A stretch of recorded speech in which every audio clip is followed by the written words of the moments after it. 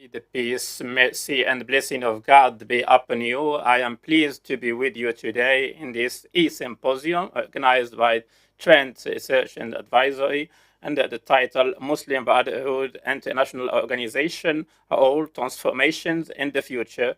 My name is Mohammed El-Sami. I am Senior Researcher at Trend Research and Advisory Center on behalf of Dr. Mohammed Ali, Executive Director of Trend Research Advisory Center. I'm welcoming you at this e-symposium as part of Facing Political Islam, organized by TANS as part of many activities related to political Islam.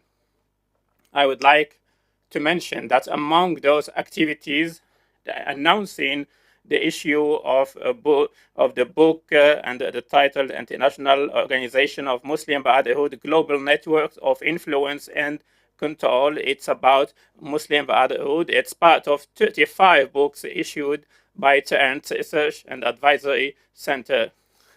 The late Dr. Saad al-Aisawi, who passed away recently, has played a major role in writing this book. He deployed significant effort in this book. I was wishing that he would be with us in this symposium. May his soul rest in peace. Our symposium today has 4 themes. The first theme will be a summary review of the fifth book, The International Organization of the Muslim Brotherhood, Global Networks of Influence and Control. The second theme is about presence, influence, and transformation of Muslim Brotherhood International Organization in Europe. The third theme will be about the impact of development in Tunisia on the Muslim Brotherhood International Organization. The fourth and last theme will be about the future of Muslim Brotherhood International Organization. And now I give the floor to Mr. Khalid Abdul Hamid, Director of Political Islam Studies Department at Trent Research and Advisory, to moderate this symposium. May the peace, mercy, and blessing of God be upon you. Thank you, my colleague Mohammed, for the introduction. They are followers of TAN's activities, and I would like to thank you on behalf of the Executive Director of TAN's, Mr. Dr. Mohammed Abdel Ali. As said by my colleague, this symposium is held on the sidelines of the issue of the book and the title of the International Organization of the Muslim Brotherhood Global Networks of Influence and Control. The media consultant of the center, the late Al-Aisawi, has played a very big role in this book, and we were hoping that he would be with us before the issuance of this book. May he rest in peace. We all have lost a very dear brother to our center, and one of the pillars of Islamic political Islam. So, as said by my colleague, there are 4 teams, and we have 4 experts in political Islam, and I will give 15 minutes to each speaker. At the beginning, Dr. Wael Saleh, and he is a senior researcher at the program of political Islam at Trent Research and Advisory. He will give us a summary of this book, The International Organization of the Muslim Brotherhood Global Networks of Influence and Control. Dr. Wael, you have 15 minutes.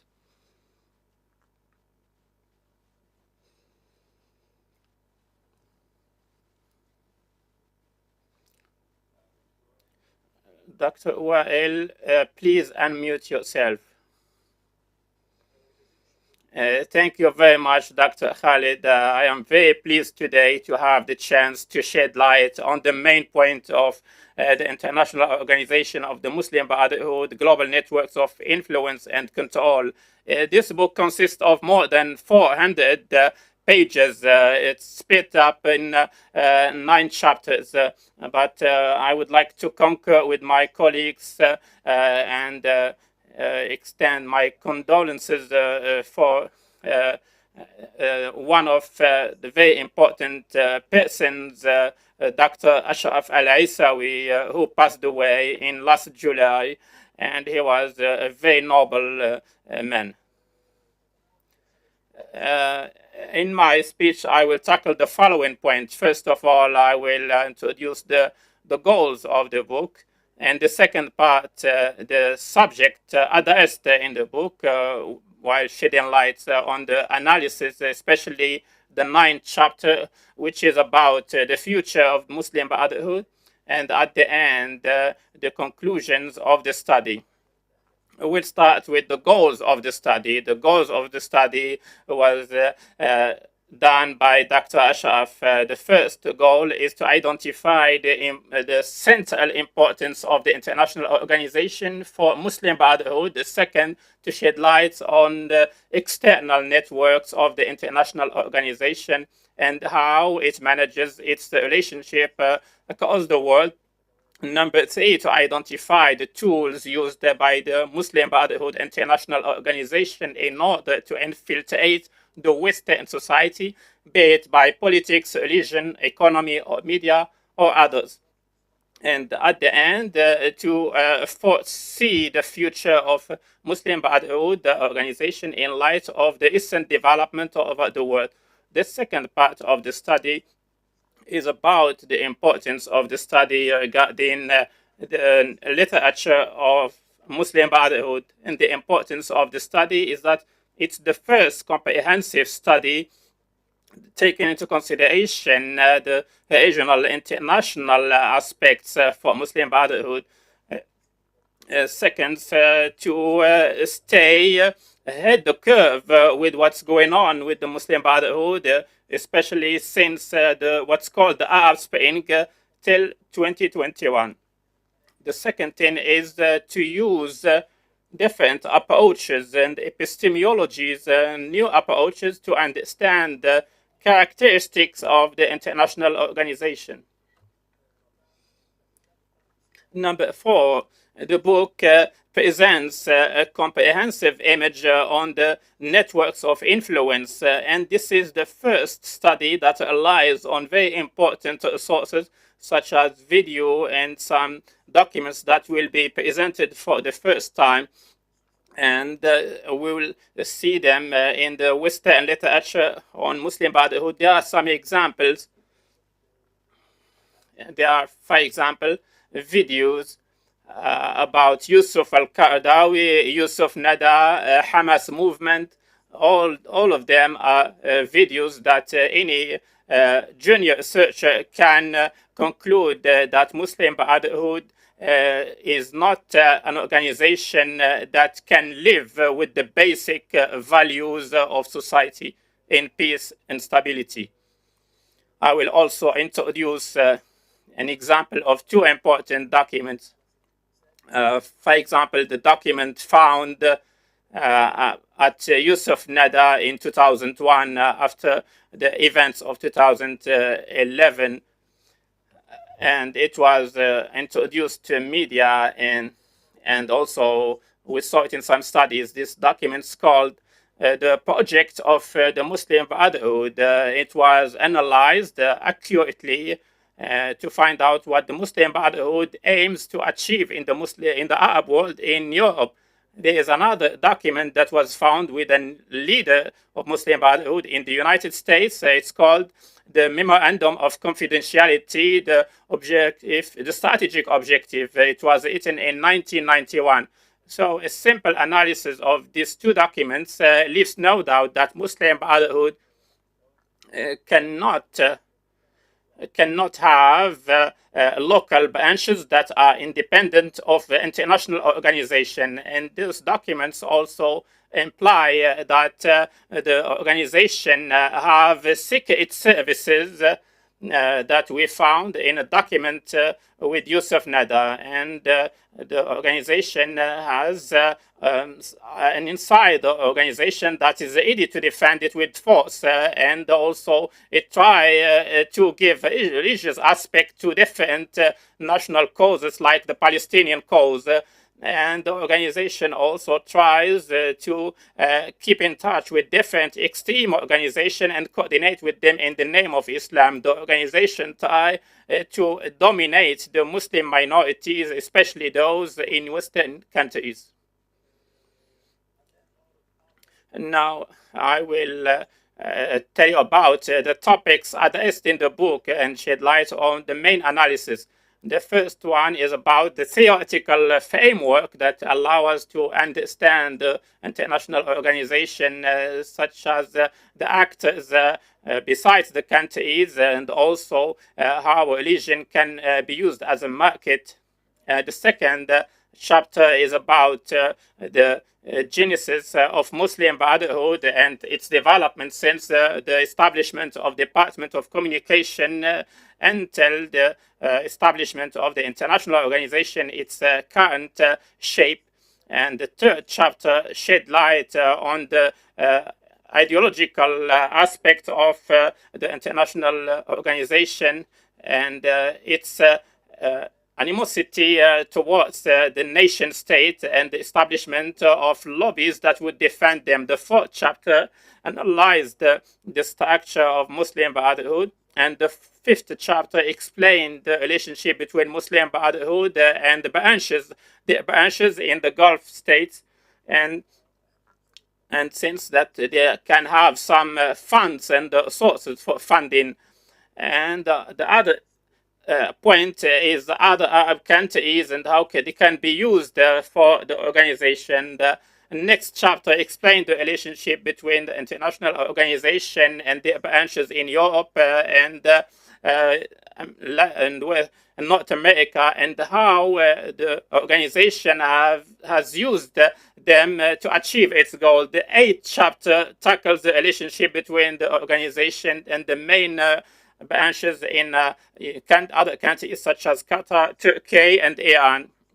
The ninth chapter, which is the most important in my opinion, is about the future of Muslim Brotherhood. Explains the presence of Muslim Brotherhood in points of the organization, the political influence by establishing lobbies, the economical power, the investment, the media power and use of media of digital platform, and also the educational power that allowed it to infiltrate even Western academies. The book explained the current situation of Muslim Brotherhood in the world, and it's proved with no doubt the lack of power of the branches of Muslim Brotherhood, and explain the competitivity among the leaders in Egypt and in other countries, and also the stress between Muslim Brotherhood in Europe and others, and explained also the distinction among the members of the Muslim Brotherhood and those who, and explain also how they don't believe in states. The last point in that chapter was about the paths of the Muslim Brotherhood and the future scenario. And Dr. Ashraf Al-Aisawi explained them in three scenarios. The first scenario is remaining in the current situation. The second scenario, the organization will give up on the international aspect, and that's excluded. The third scenario is finding an alternative to the international organization, and this is possible. I will conclude with the results of the study. The International Muslim Brotherhood is a model for the non-state actors. Its organizational structure is equal to official power in any country, and it has all the financial, political, and media resources that allow it to extend its tentacles all over the world.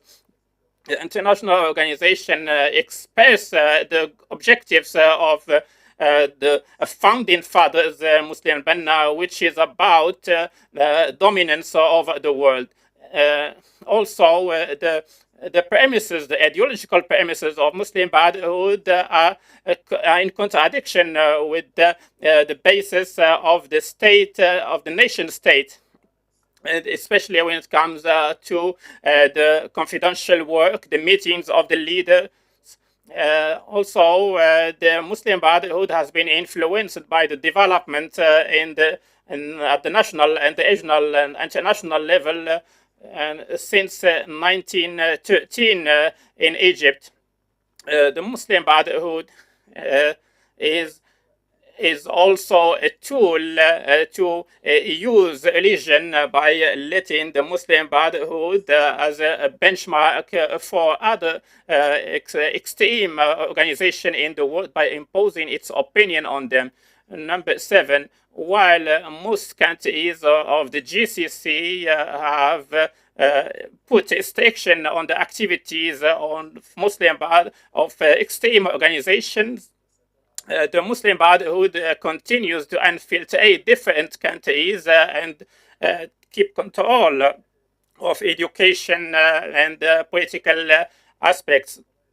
Also, even though the Muslim Brotherhood keeps using all the political opportunities to achieve their goals against the interest of the nation state. So there is a contradiction between the symbols and the acts. The evolution of 2013 was the main challenge for the Muslim Brotherhood, especially after the collapse of Muslim Brotherhood was followed by dominance of Muslim Brotherhood in many Arab countries. Number 10, while the Muslim Brotherhood has moved to defend the Muslim Brotherhood after the evolution of 2013, it has been disclosed, especially in terms of its basis of the nation states or its way to defend the Muslim Brotherhood. There are many scenarios available for the future of the Muslim Brotherhood, and we explained them before.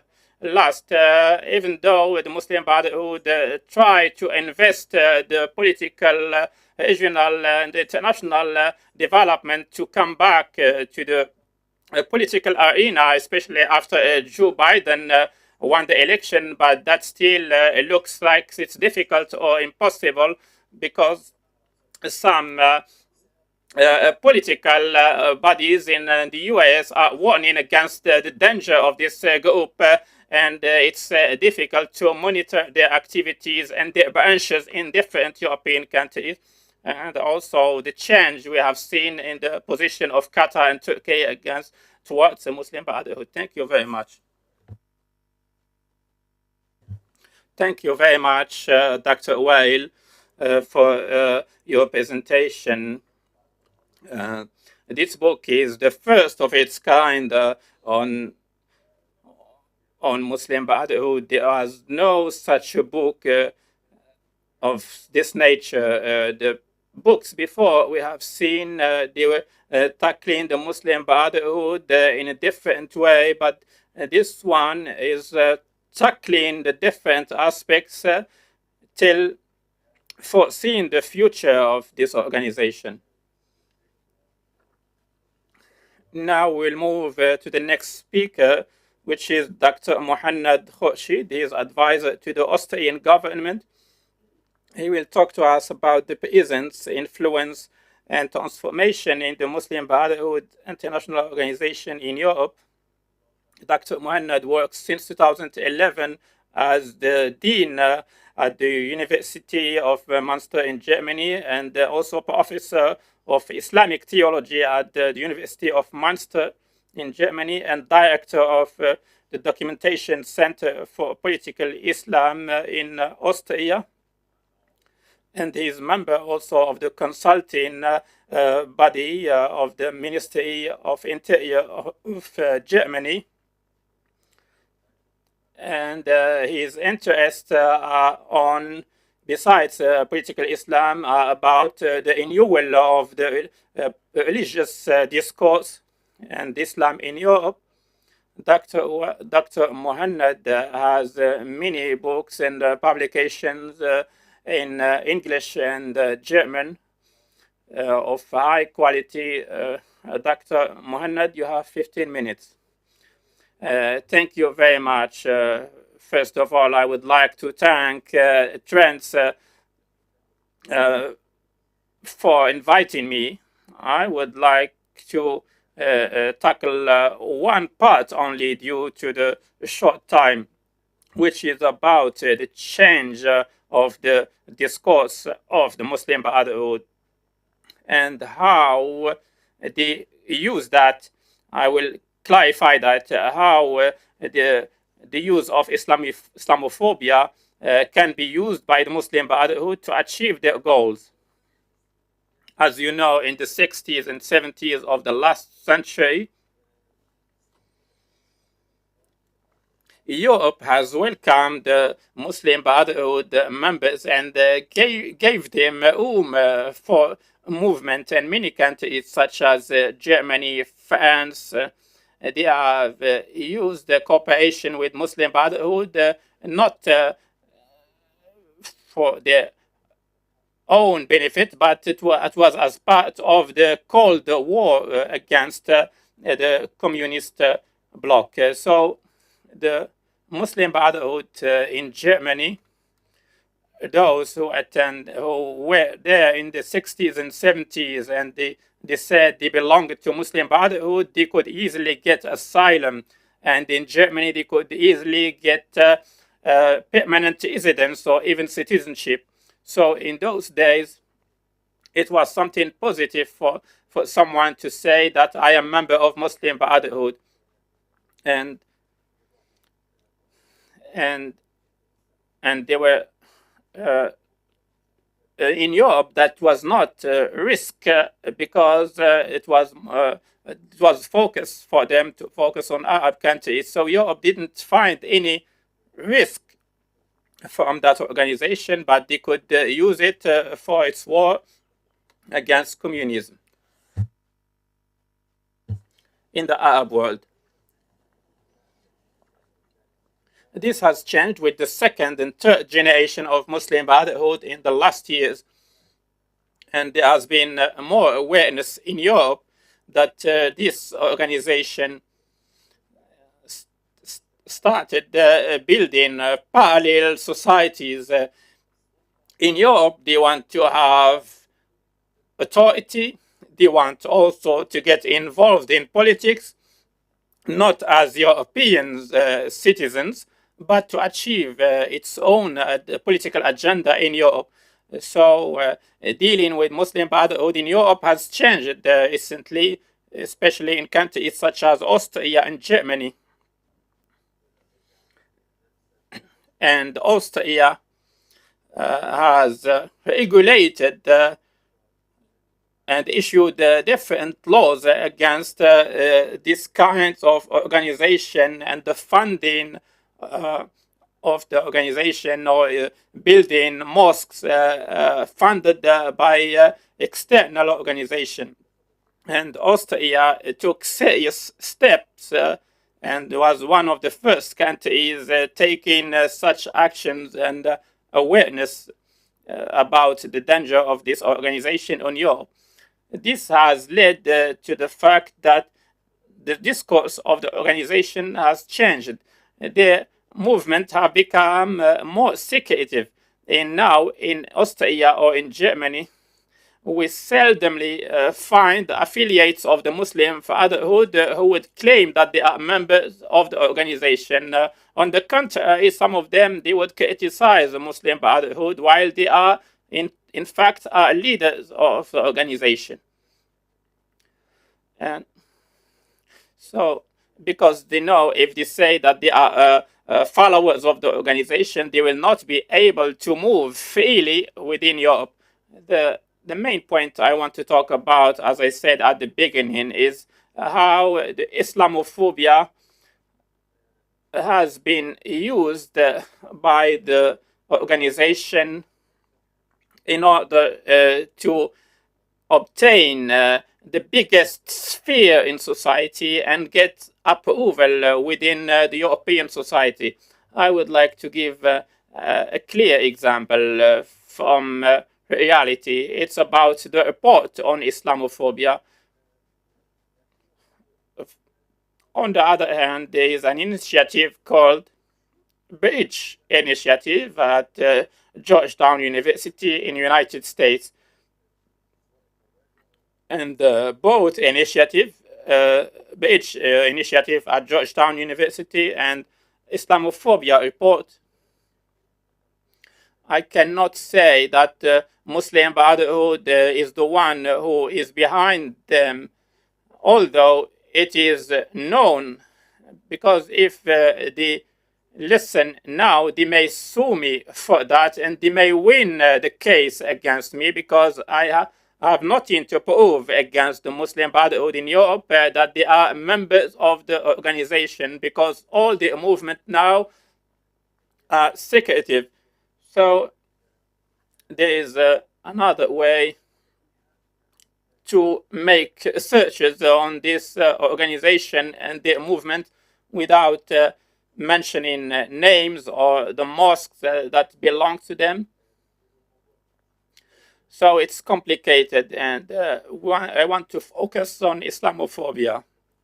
Regarding the report, the Islamophobia report, which is issued annually, and the person in charge of it is a university doctor called Farid Al-Hafid.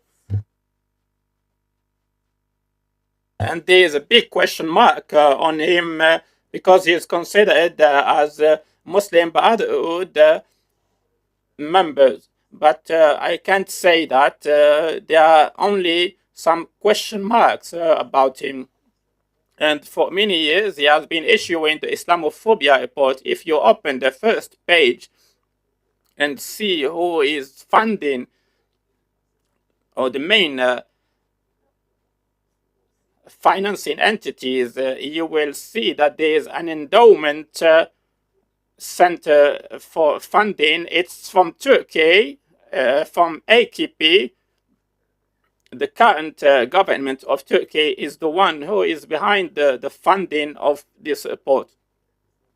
So this is about the Islamophobia report. As for the Beige Initiative, if we go back to the 1990s, before the Beige Initiative at Georgetown University, there was an organization of dialogue between Muslims and Christians. It was the one who launched the Beige Initiative.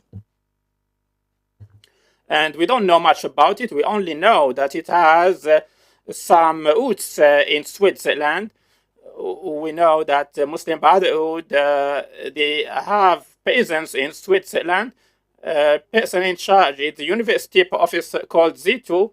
In 2012, he wrote an article criticizing the Muslim Brotherhood, but in fact, he's in charge of Beige Initiative. And what we find at Beige Initiative is that Dr. Farid Hafid, who works at Salzburg University in Austria, is responsible for Islamophobia report, and is one of the persons who write at Beige Initiative. And there are articles, I think more than 160 papers published, each one in the name of someone who would be accused as someone who has a problem with Islam, Islamophobist. So how does Farid Hafid, or how does the report, I don't define Islamophobia, or how does the Beige Initiative define Islamophobia? It does it as follows: is that as unexplained hatred towards Muslims and Islam,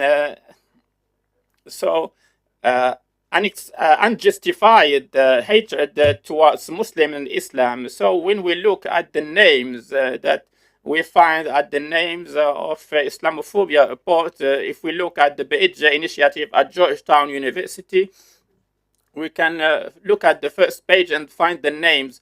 There are lots of names of Muslims. There are even names of some imams, those who work in the preaching field.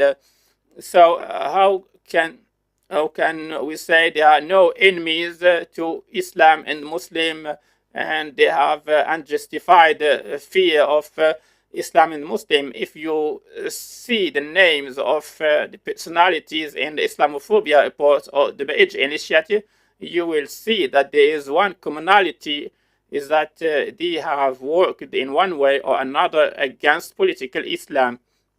What's the strategy behind that? The strategy followed by Fa'id Hafiz or by Muslim Brotherhood in general, regardless of the Age Initiative or Islamophobia report, is putting any criticism of political Islam within the same box of hatred of Muslim and Islam, so that in the European conscience, any criticism of political Islam, of Muslim Brotherhood, is criticism of Muslim and Islam in general. And this strategy has found some echo among the left wings in Europe. Even the churches in Europe, they are sympathizing with this discourse, because with the power of the right wing in Europe, which some of them, they have Islamophobia, now they look at it as a need. There's a need to defend Muslims and Islam in a naive way, without paying attention to who is using those terms of Islamophobia and fear of Islam and Muslim. So they are using it in a political way, and they use it as being the victims of the right wing. So the strategy here, the new strategy of the Muslim Brotherhood, is to change the discourse from a religious discourse to a more comprehensive discourse that calls for changing the European societies and introducing the Sharia, and changing this discourse to in a way that will get them sympathy from the left wing, from the churches, and many factions in society, because it monopolized this discourse of Islamophobia and hatred against Muslims and Islam. That was just a simple example with the Islamophobia report and the Beige Initiative. It's used in a way that allowed the organization to fight anyone who will talk about political Islam in a negative way. So they try to open the room for movement of political Islam organization without facing any criticism in Europe. The last thing I want to say, what's the solution? The solution is not to say that we are not going to talk about Islamophobia because this term has been overused by political Islam organization and Muslim Brotherhood. I think the solution is that we need to raise awareness of European societies, those who consume this discourse. And the Beige Initiative, by the way, they receive big subsidies from the Prince Al-Walid bin Talal. I'm sure they don't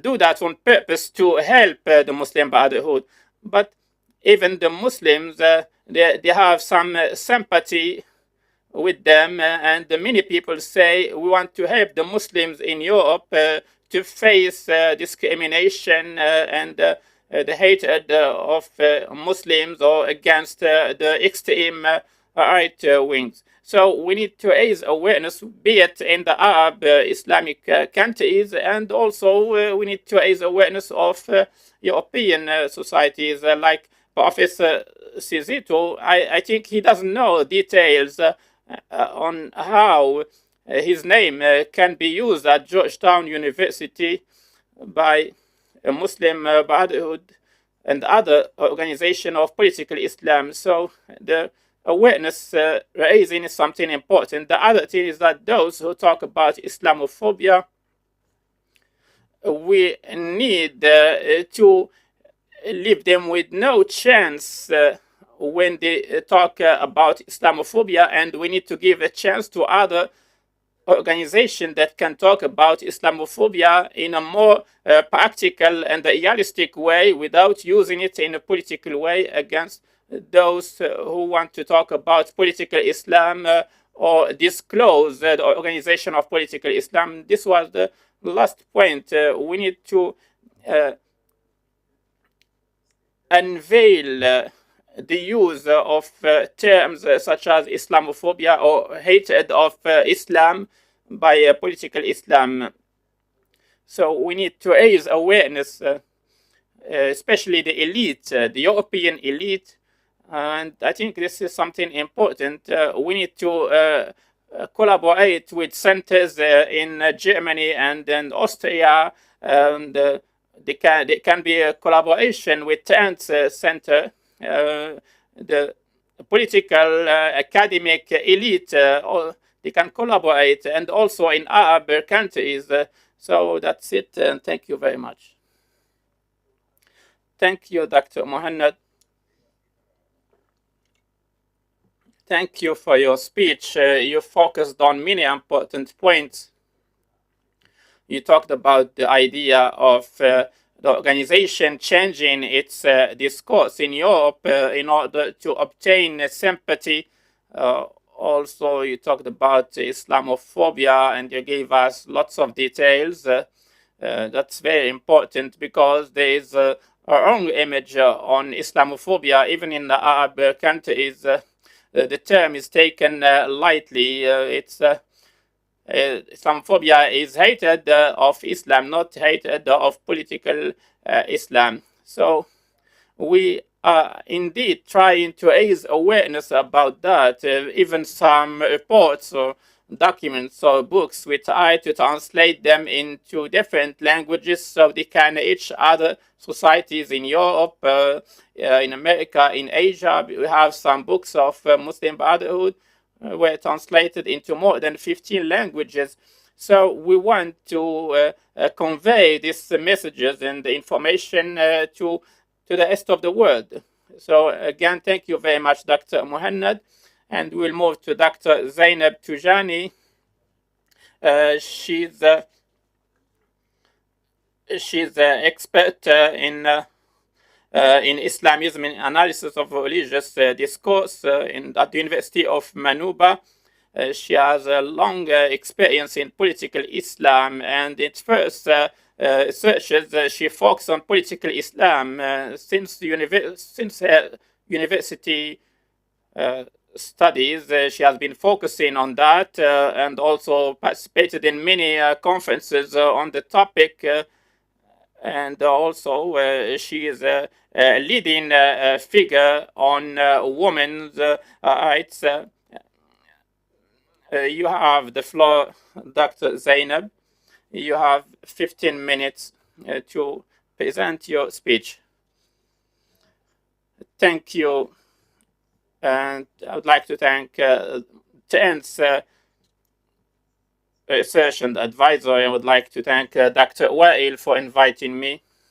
In my speech, I will give an abstract about the genesis of Al-Nahda movement and the main changes that happened in the last years and the reasons that led to the evolution of 25th July and the impact that could have on the Muslim Brotherhood. So I will try to do it quickly so I don't exceed the time allocated to me. So if the Muslim Brotherhood has emerged in Egypt at the beginning of the last century, I can say that in 2019 and in 25th July in Tunisia, it was like the end of this organization in a public way. Like our colleague Mohammed was saying, we need to eliminate the sources of this organization. As for Tunisia, in the 70s of the last century, some associations were established. They were mainly focusing on da'wah, and Rashid al-Ghannouchi had nothing to do with those associations, but soon Rashid al-Ghannouchi paid attention to those associations, and he was on a trip to Egypt and Iraq, and when he came back, he joined those associations, the Quranic Association, and then their activity moved to political activities. Rashid al-Ghannouchi was not only a leader of an office in Tunisia, or he was like the arm of the organization in Tunisia, and he played the main role in serving the organization in the Maghreb. And he went for asylum in the UK, so he played a role of connection between different branches of the organization. In 1970s, this association were for Quran, and then after that there was the Islamic Association in the 80s for many internal and external reasons. Internal reasons there was a new political system in Tunisia, and also the impact that the changes happened in Egypt had impact also on Tunisia. So the association started carrying the same slogan, calling for Islam as solution. But this association, they faced the regime of Bourguiba, and they contribute in 1987 with the regime of Ben Ali. Al-Ghannouchi had already expressed his loyalty to the Muslim Brotherhood organization. It was during an international conference of Muslim Brotherhood. They expressed his allegiance to Hamida al-Ghaib, and after 1973, it was clear that the political tendency in Tunisia took a clear path because they were focusing on dawah and preaching and hijab and ethical values, but there was a deviation, and the organization started calling for participation in power. This led to the events of 1987, and the regime of Ben Ali tried to redesign the power in the country. So he gave some authorities to the Nahda movement and forced it to change its name for the third name approximately. It was called the Al-Nahda Party for the first time since Ben Ali took power.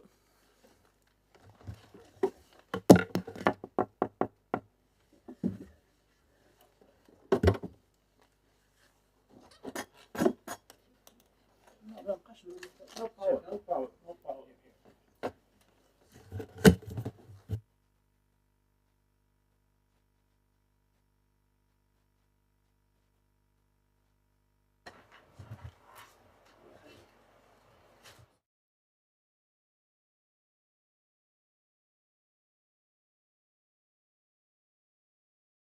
So the role it played in the changes that led to the opposition in the country and the ejection of all the modernization politics that had started in the country and Bourguiba.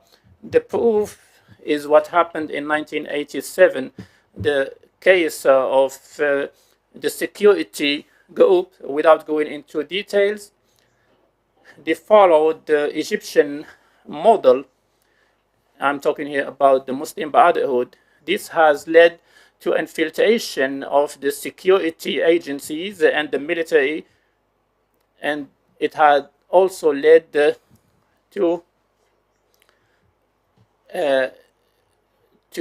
al-Ghanouchi ending up in jail, and also with when al-Ghanouchi, when Ben Ali, then Ben Ali decided to let him go, and then he issued a newspaper, but deep down he did not change. 2 years later,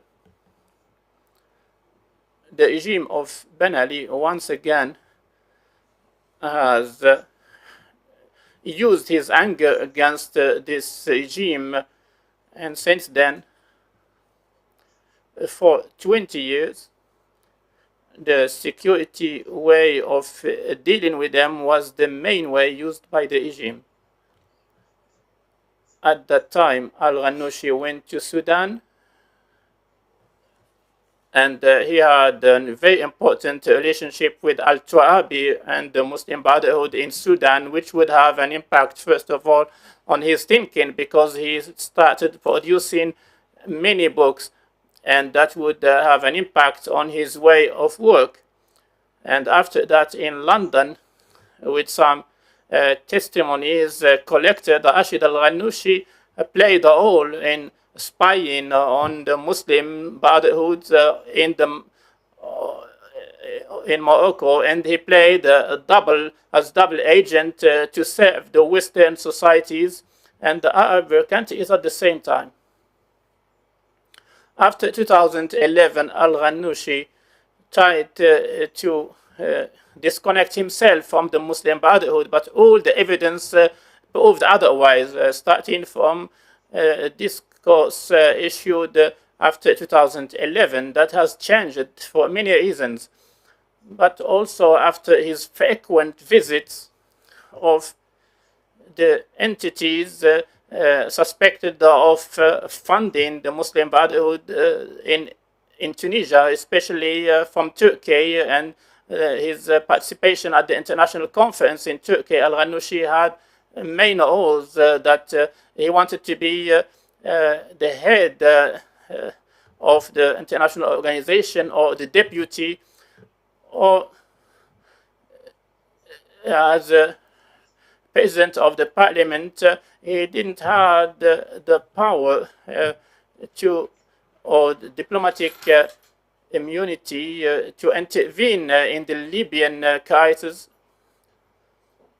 And it was clear for us that he was trying to issue some laws that would not serve the national country, but to serve some other entities. For example, in 2019, the share of the country of Al Zaytuna Bank was sold and owned completely by Qatar, and also signed an agreement. He signed an agreement with the Fund of Development of Qatar. There are some points in the agreement about education and culture. If things stayed the way they were, this fund could allow deep changes in Tunisia, because there was a project not only of education and culture, but it was something about deep changes. Regarding the regression of the influence since 2013, it started being clear changes we have seen in Egypt, and with the element of fear that the Muslim Brotherhood in Tunisia would face the same destiny of their counterparts in Egypt. So they tried to work with the president, Baji Qaid al-Sabsi, and the Muslim Brotherhood in Tunisia.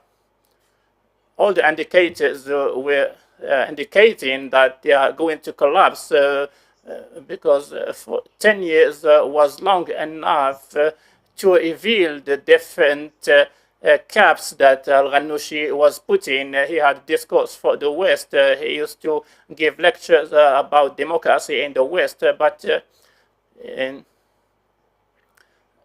from 2011 to 2013, he gave up on the religious discourse and opened the door for the Salafists and the ISIS members, and he pushed the youngsters of Tunisia to go to Syria.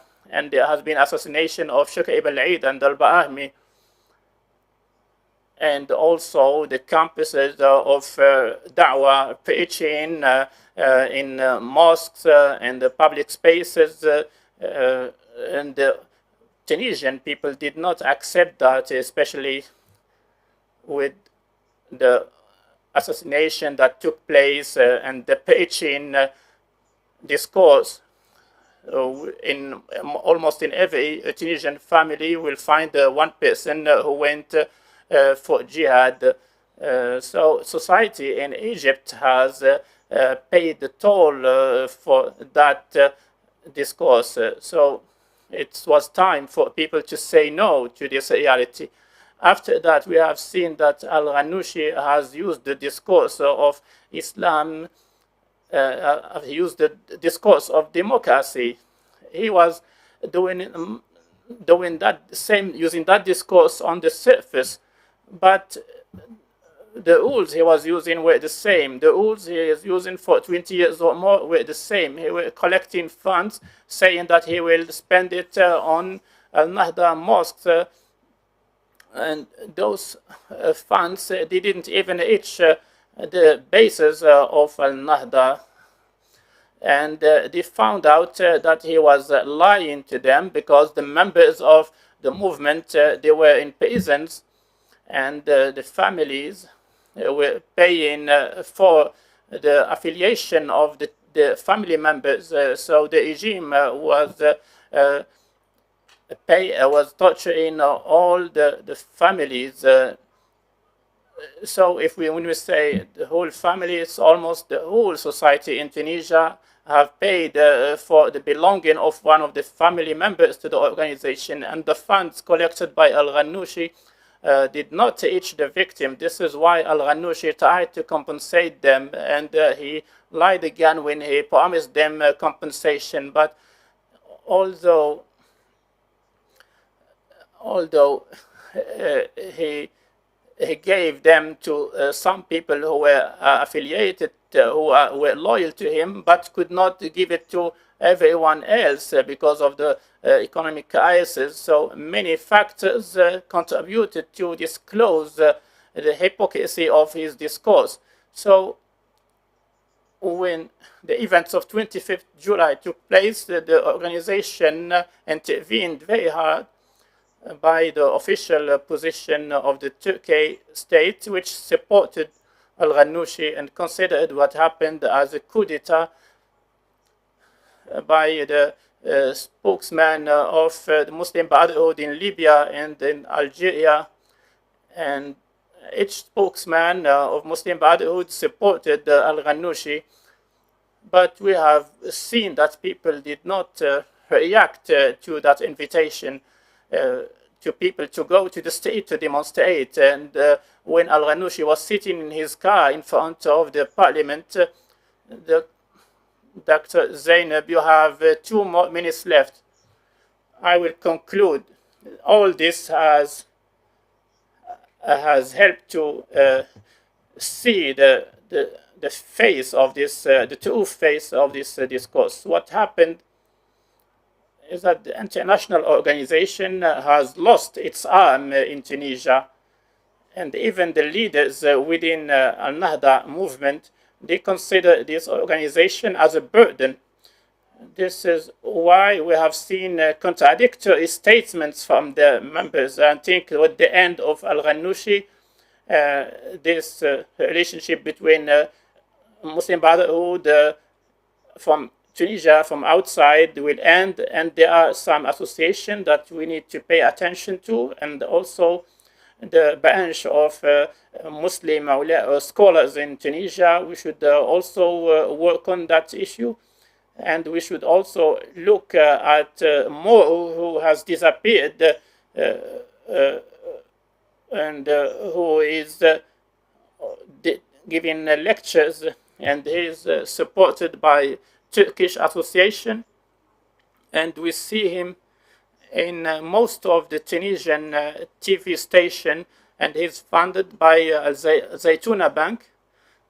So there are some, I would like to say this, it's over for Al-Ghannouchi in Tunisia, and this organization has no longer that arm in Tunisia, and he's like the spy, and as it was in the testimony by some people who said that, and there are some banks who are funding associations and a network of interests that exist in Tunisia that are also connected to non-religious entities. Those interests, there are some families that belong to the modern aspects, but they have coalition with the Muslim Brotherhood. So the case in Egypt will still take some time and still take some awareness among the rich class of Tunisia, the bourgeoisie of Tunisia, because that class only cares about financial gains. So the bourgeoisie of Tunisia,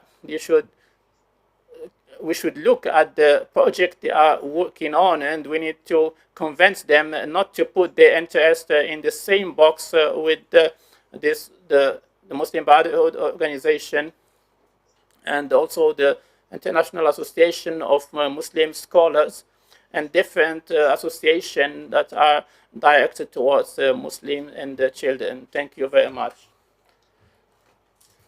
Thank you very much for the excellent speech. You took us in a long journey since the genesis of the Muslim Brotherhood in Tunisia.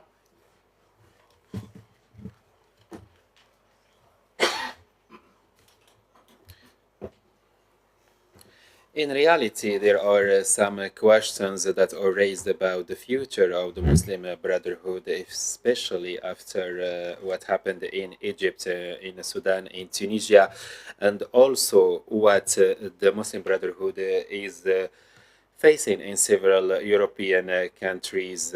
In fact, this movement is facing a lot of events that are in parallel and are coinciding with each other. I invite Dr. Ramadan Abu Jazar, and he is the director of the Brussels International Center for Research in Belgium. He got his PhD in the communications from Sorbonne University in Paris, and he also has contributions in Zaytouna University in Tunisia, and he also took part in the consultation of several institutions and universities, and of course he has contributions in several European institutions and organizations.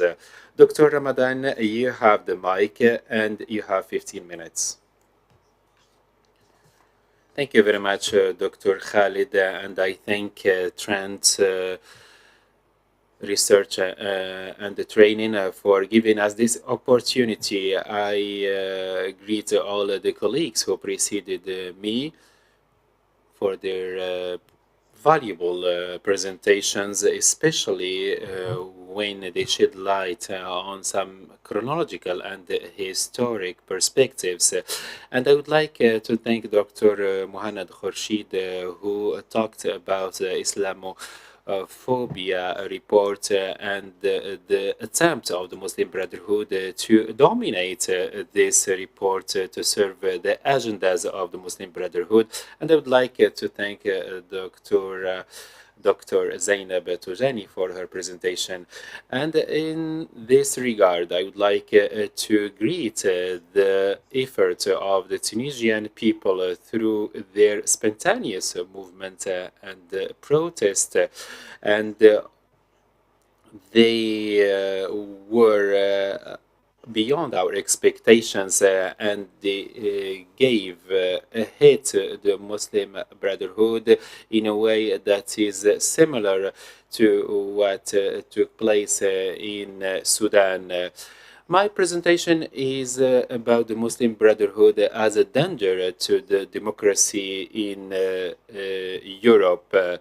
This is something that the Europeans recognized a little late, after the Muslim Brotherhood movement managed to fool several institutions in Europe by depicting themselves as those victims who were seeking refuge in Europe.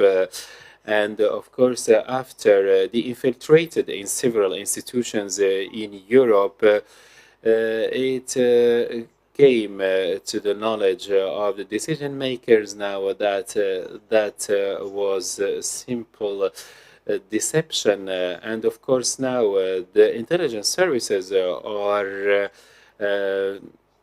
recognizing this fact. That was not the case before. And now the Muslim Brotherhood could infiltrate several associations that have to do with different domains and fields. And they were using several tactics and depicting themselves as victims in order to raise sympathy among the Westerners. And let me mention one meeting in Istanbul, and it was attended by President Erdogan. One thing that should be mentioned is the topic that was discussed.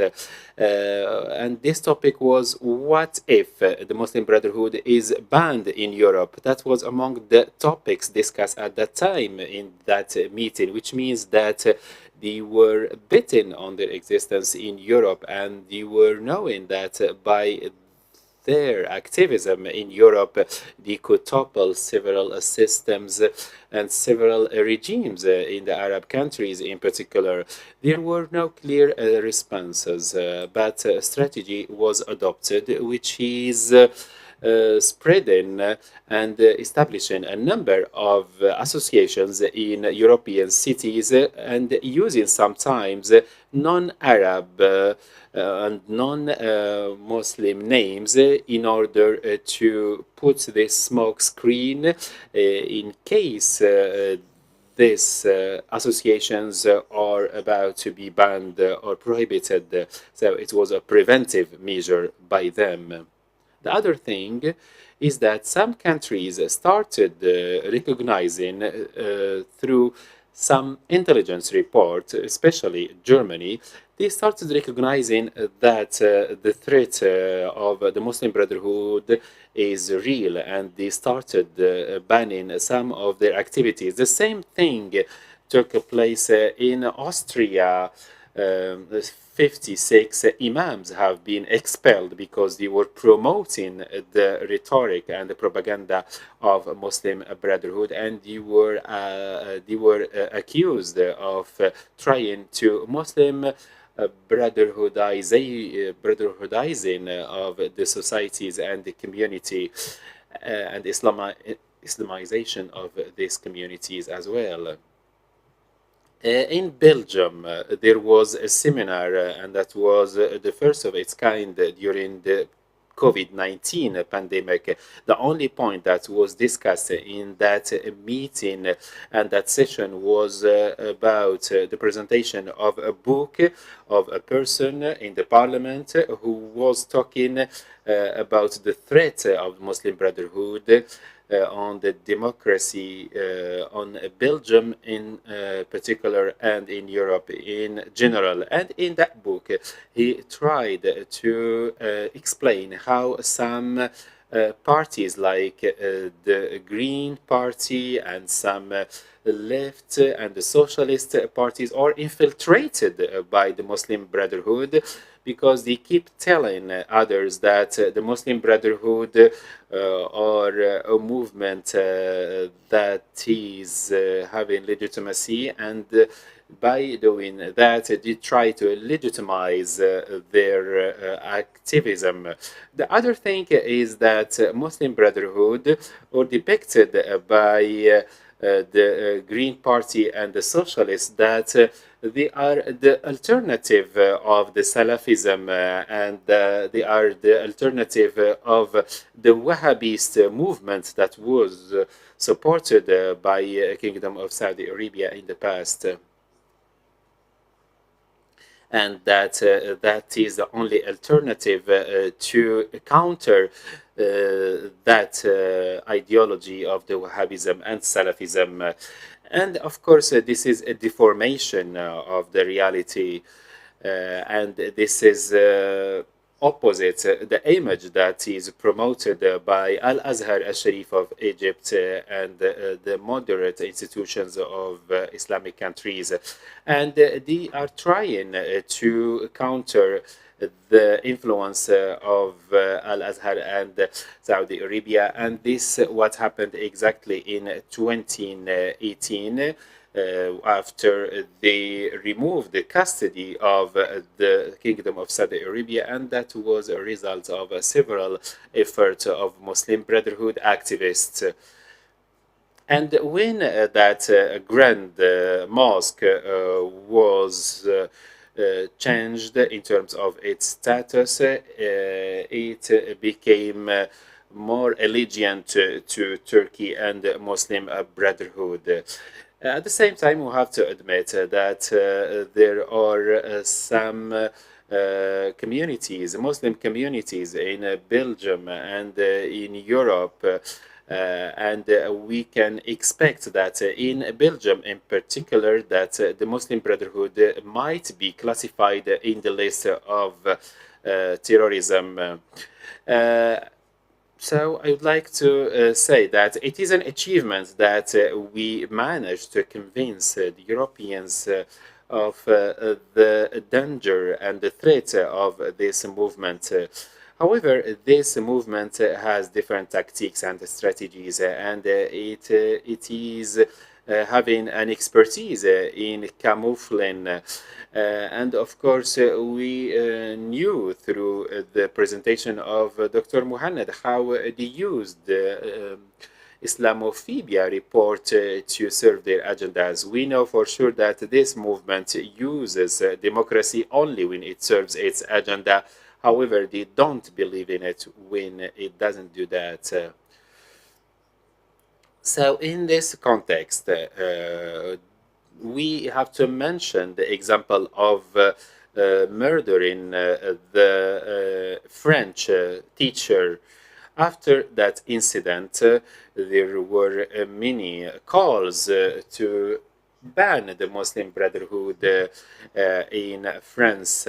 And in the Gulf, you have some entities which are trying to promote the propaganda of Erdogan, and especially the socialists who do not believe in any religion. Unfortunately, they are the biggest partner to the Muslim Brotherhood. I think that Europe now is awakening. There is a political and a security awakening that is recognizing more than ever the threats and the dangers represented by the Muslim Brotherhood more than ever.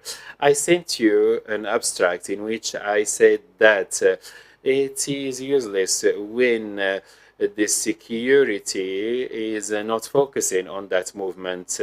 There are 30 million Muslims living in Europe, having their legitimate rights, and most of them are holding the nationalities of these countries, and those communities are very culturally rich. And when the Muslim Brotherhood movement takes an adventure and tries to dominate those communities and societies and mobilize them to act against the democracies of these countries, of course, this gives room to the fanatics and to the fundamentalists of the far right to exercise the Islamophobia. At the same time, we have to know that the gains that have been achieved by the Muslim communities in Europe are real gains and acquisitions. Unfortunately, the Muslim Brotherhood movement are trying to use some youth and adolescents in order to give the impression that is not the case, which gives room to the populist parties to be very aggressive to Islam and the Muslims. And this is because of the Muslim Brotherhood, of course. What happened in Tunisia was echoed in several European institutions, and of course this led to the sympathy by Europe and the United States vis-à-vis the actions of Tunisian President Qais Said, because it is clear to everyone now that these are real reforms. And Dr. Zainab Toujani said that their propaganda and rhetoric is backward and not forward. And some were expecting that with the Biden administration, the Muslim Brotherhood will go forward and will regain the momentum that they were accumulating during Obama administration. This is not the case.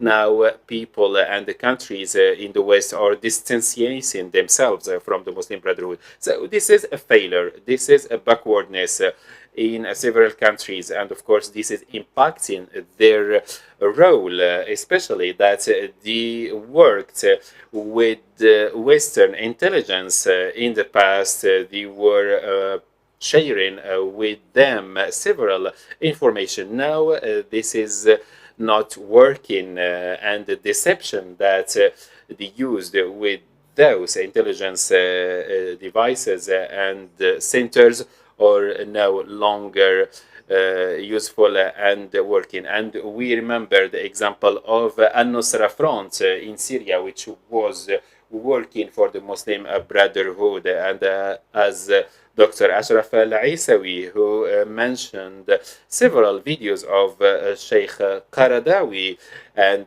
we shared that with Europeans, especially those videos in which he says that Rome will be conquered by Muslims, and he was talking some nonsense about democracy and promoting a lot of fanatic and fundamentalist issues.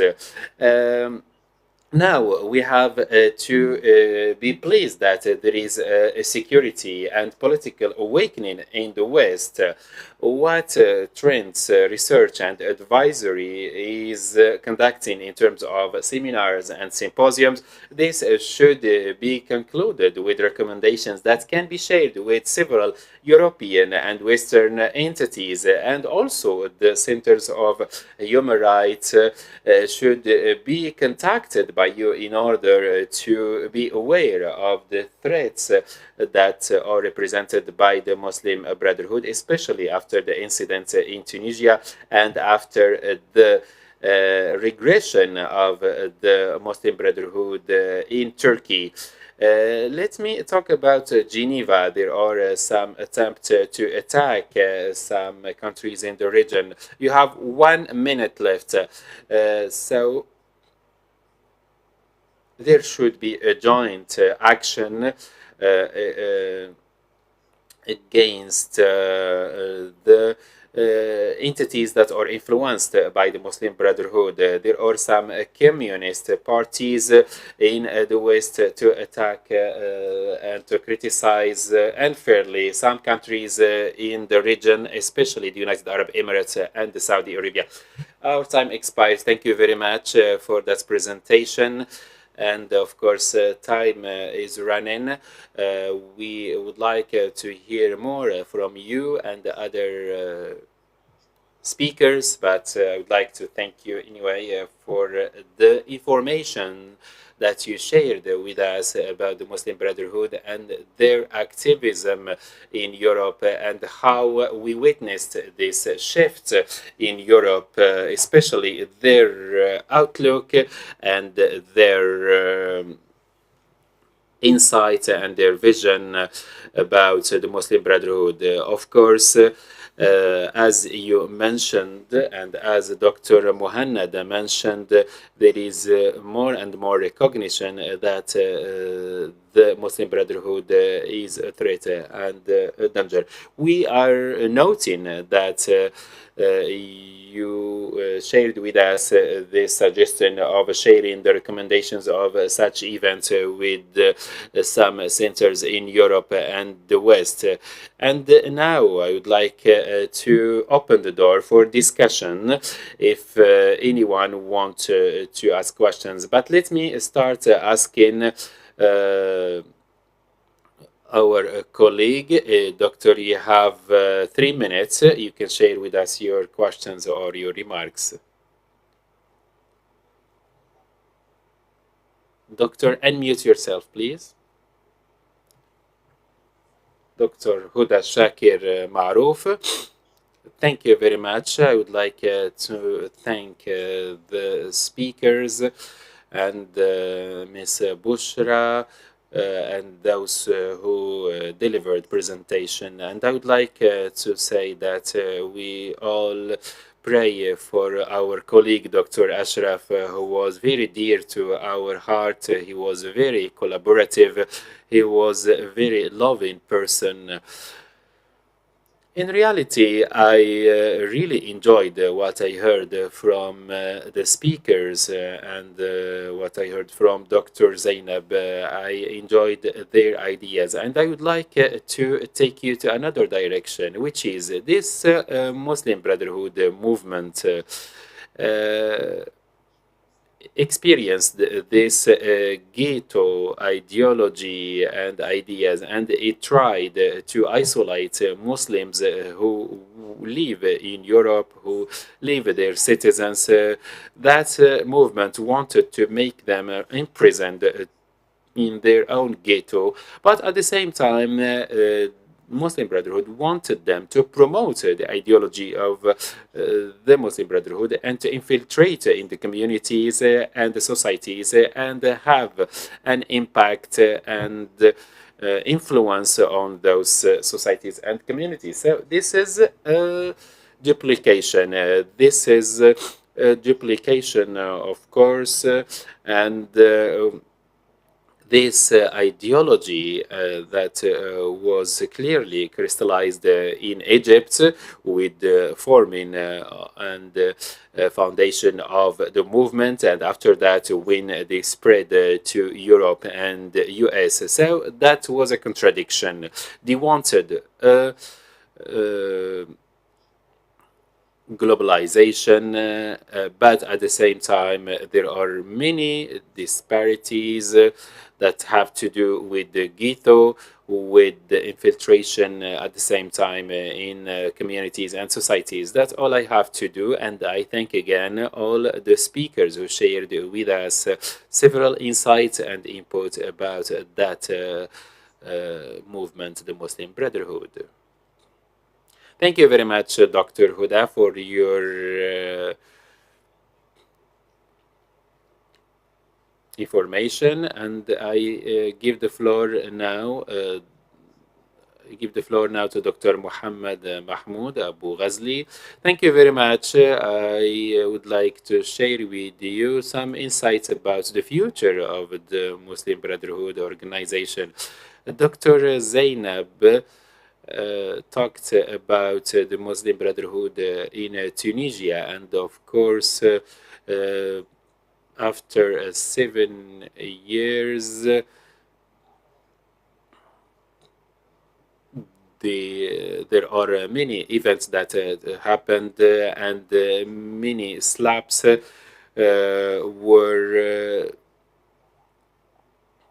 taking place, and we remember that even during Abdel Nasser, the former president of Egypt, at the time there was an event that was representing a heavy blow on the face of the Muslim Brotherhood. That was in the 60s. But at the same time, during the 60s of last century, the doors of European countries were open to the Muslim Brotherhood element. Now, the biggest hit was in 2013. That was a heavy blow to the face of Muslim Brotherhood movement, and that was having an impact regionally and internationally. Now, the Muslim Brotherhood is over in Egypt, and that was cascaded in other Arab countries, and among those Arab countries is Tunisia, which kicked out the Muslim Brotherhood recently. So the influence of Muslim Brotherhood is decreasing in Europe. This is in general, but in detail, of course, it is more complicated than that. I agree with most of the views that have been presented, especially the fact that the Muslim Brotherhood is facing an existential threat. But let me say that this movement will not be over easily, especially if we look at their literature, at their principles. Now they are trying to go back to preaching religion in order to reform themselves and reorganize themselves. And Dr. Khorshid and Dr. Ramadan talked about some measures that are taken in Europe, and they impacted the Muslim Brotherhood. But in my opinion, the institutions that represent the Muslim Brotherhood, especially in Belgium, these institutions are still working because there are some policies and regulations that allow them to continue working. Even in Ireland, they continue working. However, I do believe that the major threat that is facing the Muslim Brotherhood is the internal divide. And let me put you in the context, especially Ibrahim Munir decision. This is a reflection of the problem of dissolving and dismantling the Senate and the Shura Council of the Muslim Brotherhood, and of course, after several actions that were taken, let me conclude and say that the major challenge to the Muslim Brotherhood is the internal divide. It is true that this movement is facing a threat, but I do not expect that they will finish soon, especially in the short or medium run. Thank you very much, Dr. Mohammed. And I move to Ms. Noura Nasser Al-Habsi. You have the floor, Ms. Noura, and please mention the name of the person you want him or her to answer your questions.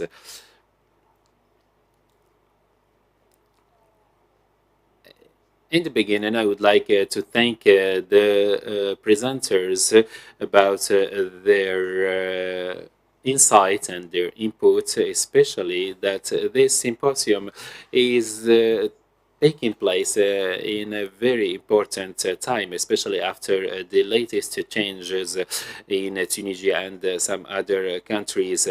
As you mentioned in the symposium, there are some documents, videos that are not very frequently used, especially in the literature of the Westerners and Europeans about the Muslim Brotherhood. Why the Western researcher doesn't give enough importance to these videos of Muslim Brotherhood leaders and documentaries and documents, because those items are proving clearly that their values and principles are not in line with Western citizen values. What should we do in order to promote the necessity of such approaches? Thank you. Muhannad, Dr. Ramadan, you can answer, but please in 1 minute or two because our time is running. Dr. Muhannad, you have the floor.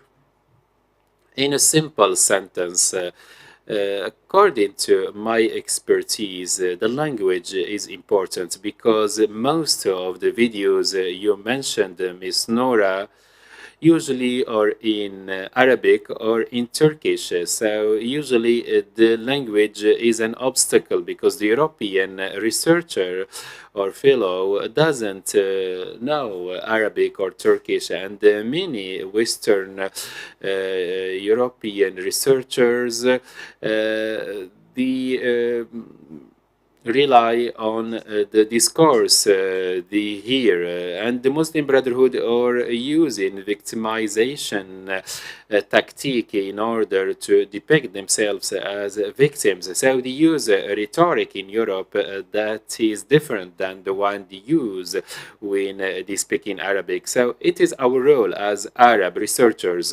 That book that was presented by Dr. Wael, we need such books, and not only in Arabic, but in English and in other languages in order to share this information and this data with our European counterparts. And I would like to thank Dr. Huda for her remark. As you said, there is a contradiction because on the one hand the Muslim Brotherhood activists talk about integration, but at the same time they isolate themselves in a kind of doctrinal ghetto.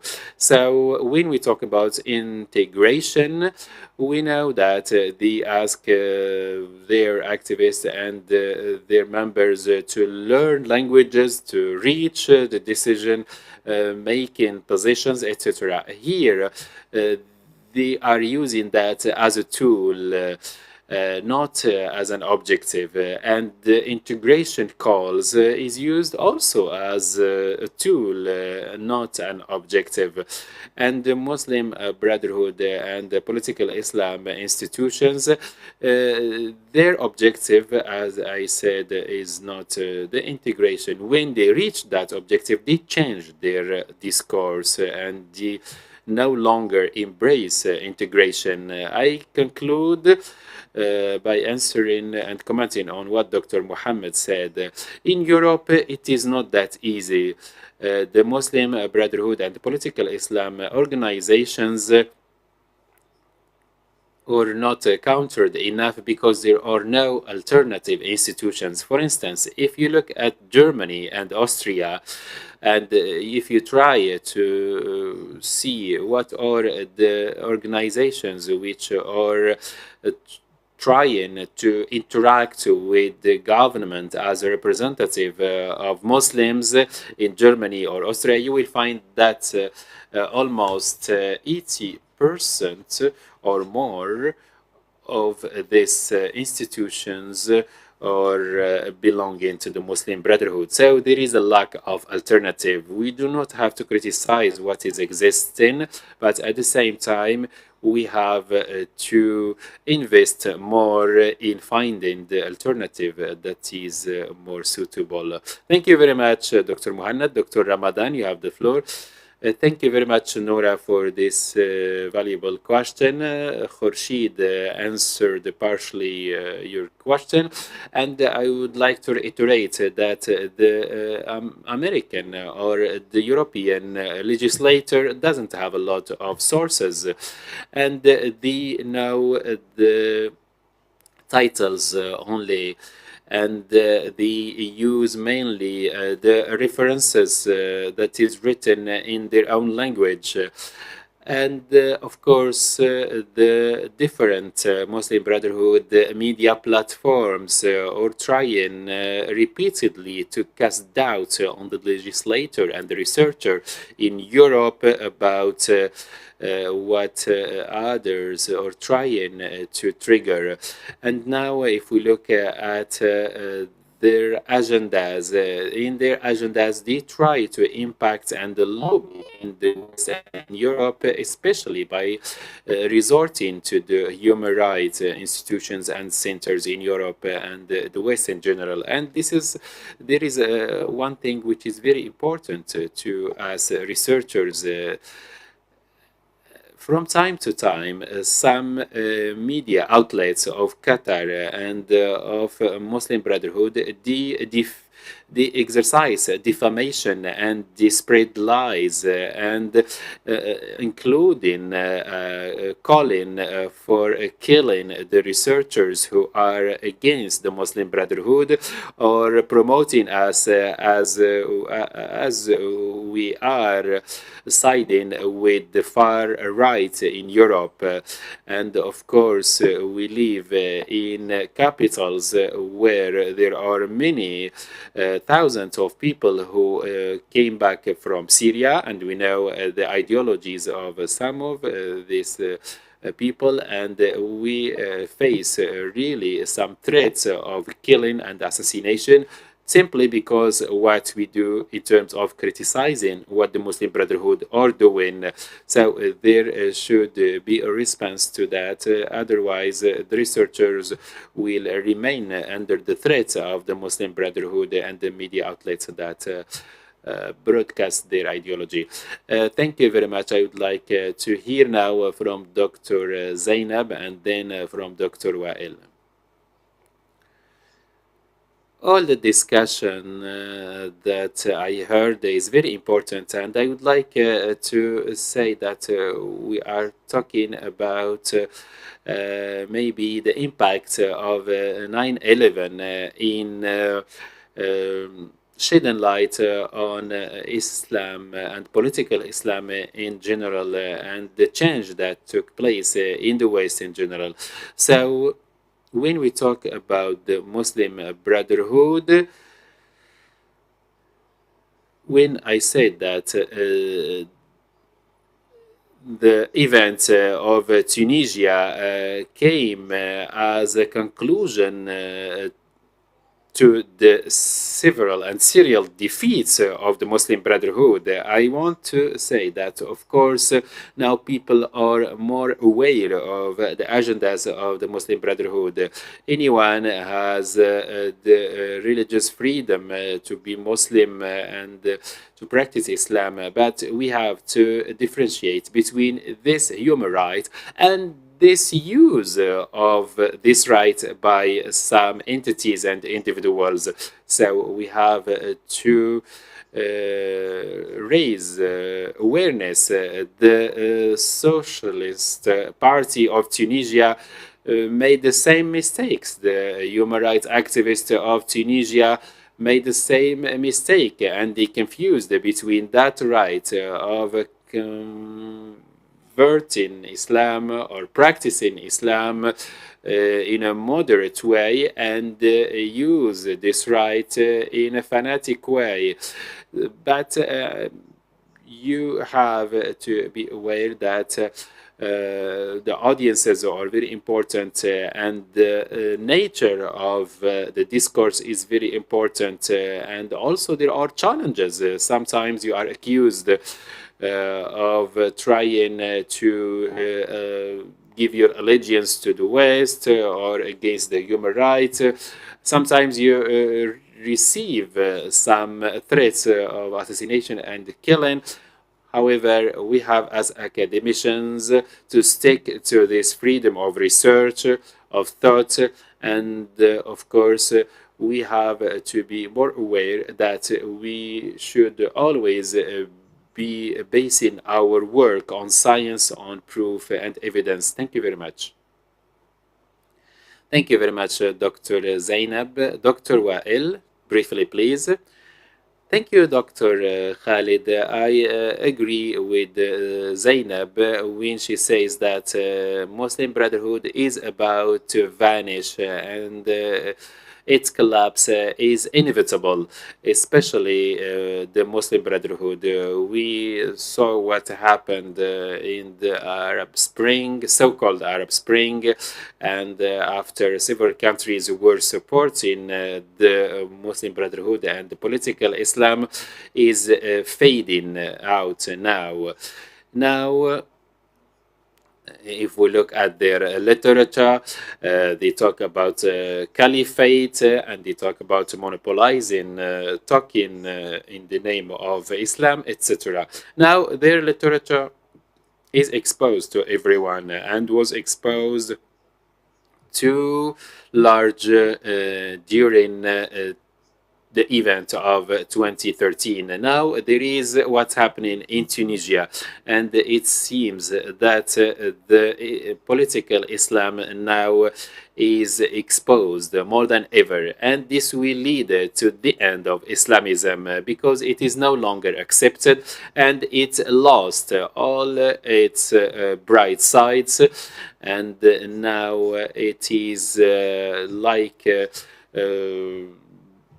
hitting itself, and of course everyone is more aware of that. The other thing that is remaining is the question of Noura and Dr. Muhammad. Let me say that everyone knows these documents, videos, and different items. There are some Europeans and Americans who are aware of the content of these items. However, not all the researchers had a look at them, and there are some researchers who deliberately do not like to have a look at this documents. It's why we have to counter the ignorance or the indifference by a knowledge-based approach that is based on using the same language of the world, based on three objectives. First, deconstruct the ideas of the Muslim Brotherhood. Second, illustrating and explaining the threat and the danger of these ideas on societies, and also dismantling the discourse that is sympathizing with the Muslim Brotherhood thought, and also shedding light on the other versions of Islam that are moderate and that are called to coexistence and tolerance. Thank you very much. I thank you very much for your nurturing and rich insight. In fact, I would love to continue the discussion, especially that there are many remaining questions that can be raised. And of course, time is running. We are running out of time. At the end, I would like to thank you all for your insight, for your presentations, and I convey to you the greetings of the Chief Executive Officer of Trend Research and Advisory, and I would like to invite you to contribute to the writings and the productions of Trends Research and Advisory, and we have a platform in which we publish the contributions of the researchers. Thank you very much again, and see you soon in future events. Thank you very much.